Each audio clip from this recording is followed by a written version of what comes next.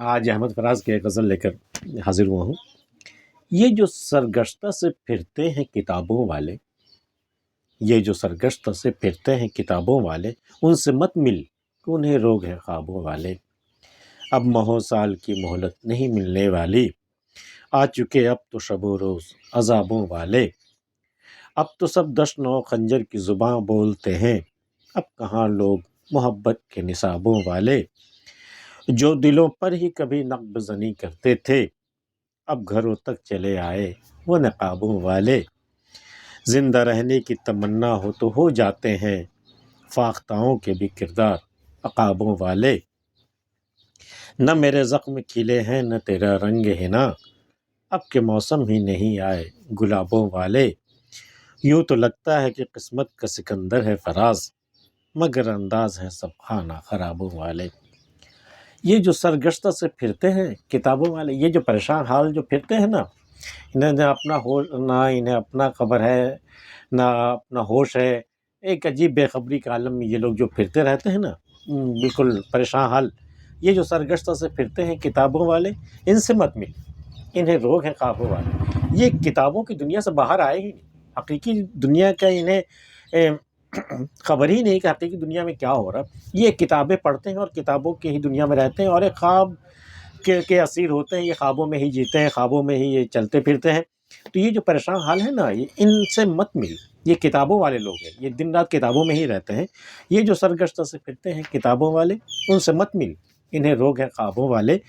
اب ماہوں سال کی مہلت نہیں ملنے والی، آ چکے اب تو شب و روز عذابوں والے۔ وہ جو ایک پیشن گوئی ہے نا کہ قیامت قریب ہے، قیامت آ جائے گی تو ایسے ایسے عذاب اتریں گے گناہگاروں پر، یہ ہوگا۔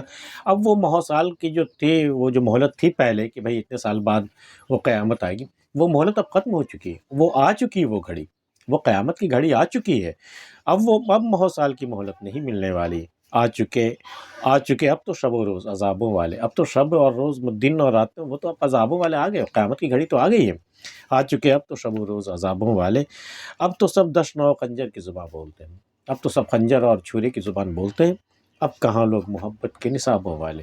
اب وہ لوگ کہاں ہیں؟ وہ تو پچھلے زمانوں کے لوگ تھے، جن کے جو محبت کے نصابوں میں، محبت کے کورسز جنہیں پڑھائے جاتے تھے اور جو محبت کرنے والے ہوتے تھے۔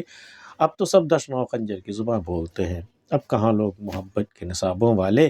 جو دلوں پر ہی کبھی نقب زنی کرتے تھے، نقب زنی مطلب چوروں کا گھر میں گھس جانا، دیوار کاٹ کے یا سین لگا کے کسی صورت گھر میں گھس جانا چوری کی نیت سے، جو دلوں پر ہی کبھی نقب زنی کرتے تھے۔ اب یہ گھروں کی بات نہیں ہو رہی، دلوں پہ نقب زنی، مطلب دلوں کے اندر چوری چھپے آ جانا۔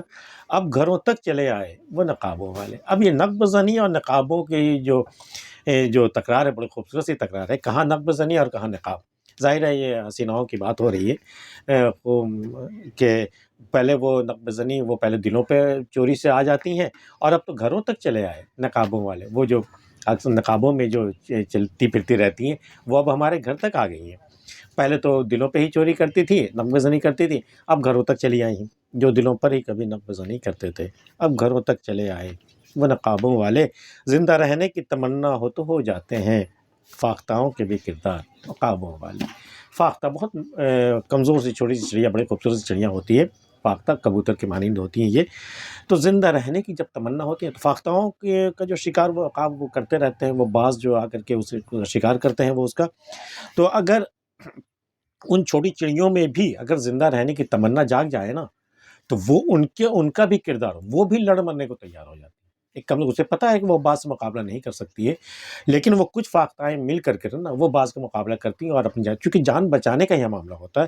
تو اگر زندہ رہنے کی تمنا آپ کے بھی اندر ہے نا، تو آپ کا دشمن چاہے آپ سے جتنا بھی زیادہ طاقتور ہو، آپ اسے لڑ جائیں گے، آپ اسے مقابلے پر آ جائیں گے، اور ہو سکتا ہے کہ آپ اسے زہر کر دیں۔ تو زندہ رہنے کی تمنا ہو جاتے ہیں، فاختاؤں کے بھی کردار عقابوں والے۔ وہ جو بازوں، جو ایک بڑی سی چڑیا جو ہوتی ہے باز، بڑا مضبوط جو پرندوں کا شکار جو کرتی ہے، وہ باز یا وہ جو طاقت، اس کے پنجوں میں بڑی طاقت ہوتی ہے۔ تو فاختاؤں کا کردار بھی وہ عقابوں والے ہو جاتے ہیں۔ نہ میرے زخم کھلے ہیں نہ تیرا رنگ ہے نا۔ اب کہ عجیب موسم آیا ہے بھائی، نہ تو میرے دل کا زخم ہی کھل کر کے گلاب ہوا ہے، نہ تو تیرا رنگ ہے نا، جو تو نے ہاتھ میں مہندی لگائی اس کا بھی رنگ کھلا ہے۔ نہ میرے زخم کھلے ہیں نہ تیرا رنگ ہے نا، اب کے موسم ہی نہیں آئے گلابوں والے. اس بار بہار میں گلابوں کا موسم ہی نہیں آیا، ورنہ میرا زخم بھی کھل جاتا اور سرخرو ہو جاتا اور تیرا رنگ حنا بھی کھل جاتا. نہ میرے زخم کھلے ہیں، نہ تیرا رنگ حنا، اب کے موسم ہی نہیں آئے گلابوں والے. یوں تو لگتا ہے کہ قسمت کا سکندر ہے فراز. دیکھنے میں بظاہر تو یہ لگتا ہے کہ فراز جو ہے نا وہ قسمت کا بڑا سکندر ہے، ہر شے اسے ملی ہوئی ہے، مگر انداز ہے سب خانہ خرابوں والے. لیکن جو اس کے جو انداز ہیں نا وہ سب خانہ خراب، بالکل برباد لوگوں والے، جن کے گھر تباہ ہو چکے ہیں.